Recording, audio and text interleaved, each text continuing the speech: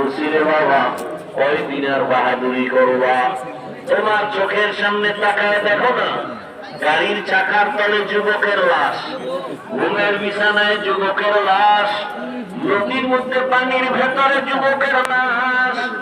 ও যুবকেরা বলো, ঘুমের মাঝে কেউ মরে না?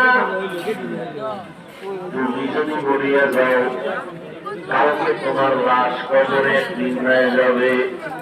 ও যুবক বাবা, আম্মা জানে না আমার আল্লাহর ভয় জন্য আল্লাহ বলেন আমাকে ভয় করো। আমার ভয়ের নাম তাকওয়া।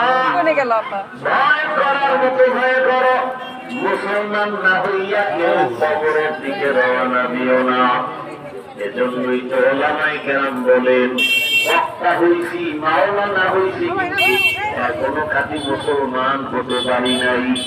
মুসলমান তো জবানে গালি দিতে পারে না, মুসলমান তো জবানে গীবত করতে পারে না, মুসলমান তো জবানে মিথ্যা বলতে পারে না, মুসলমান তো কারো ক্ষতি করতে পারে না, মুসলমান কারো অপমান করতে পারে না।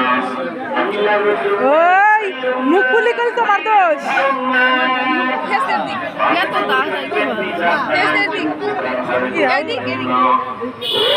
আল্লাহ